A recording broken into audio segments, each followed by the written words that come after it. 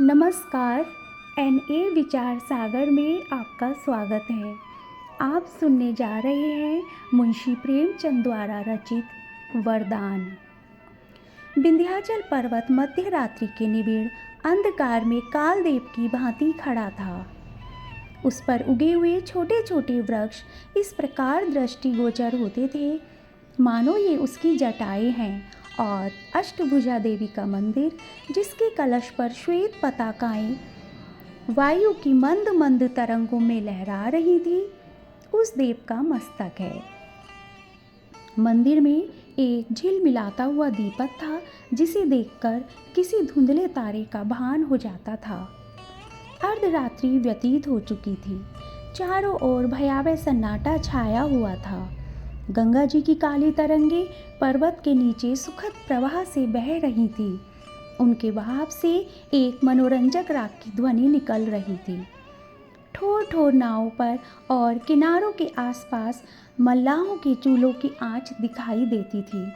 ऐसे समय में एक श्वेत वस्त्र धारिणी स्त्री अष्टभुजा देवी के सम्मुख हाथ बांधे बैठी हुई थी। उसका प्रौढ़ मुखमंडल पीला था और भाव से कुलीनता प्रकट होती थी। उसने देर तक सिर झुकाए रहने के पश्चात कहा, माता, आज 20 वर्ष से कोई मंगलवार ऐसा नहीं गया जबकि मैंने तुम्हारे चरणों पर सिर न झुकाया हो। एक दिन भी ऐसा नहीं गया जबकि मैंने तुम्हारे चरणों का ध्यान न किया हो। तुम जगतारिणी महारानी हो। तुम्हारी इतनी सेवा करने पर भी मेरे मन की अभिलाषा पूरी ना हुई। मैं तुम्हें छोड़कर कहाँ जाऊँ? माता, मैंने सैकड़ों व्रत रखे, देवताओं की उपासनाएं की, तीर्थ यात्राएं की, परंतु मनोरथ पूरा ना हुआ। तब तुम्हारी शरण आई। अब तुम्हें छोड़कर कहाँ जाऊँ? तुमने सदा अपने भक्तों की इच्छाएं पूरी की है। क्या मैं तुम्हारे दरबार से निराश हो जाऊं? सुदामा इसी प्रकार देर तक विनती करती रही। अकस्मात उसके चित्त पर अचेत करने वाले अनुराग का आक्रमण हुआ। उसकी आंखें बंद हो गईं और कान में ध्वनि आई, सुदामा, मैं तुझसे बहुत प्रसन्न हूँ। मांग, क्या मांगती है? सुदामा रोमांचित हो गई। उसका हृदय धड़कने लगा। आज 20 वर्ष के पश्चात महारानी ने उसे दर्शन दिए। वह कांपती हुई बोली, जो कुछ मांगूंगी वह महारानी देंगी? हाँ, मिलेगा।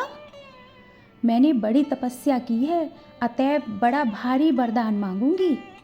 क्या लेगी? कुबेर का धन? नहीं। इंद्र का बल? नहीं। सरस्वती की विद्या? नहीं। फिर क्या लेगी? संसार का सबसे उत्तम पदार्थ। वह क्या है? सपूत बेटा, जो कुल का नाम रोशन करे। नहीं। जो माता पिता की सेवा करे? नहीं। जो विद्वान और बलवान हो? नहीं। फिर सपूत बेटा किसे कहते हैं? जो अपने देश का उपकार करे। तेरी बुद्धि को धन्य है। जा, तेरी इच्छा पूरी होगी। कहानी सुनने के लिए धन्यवाद।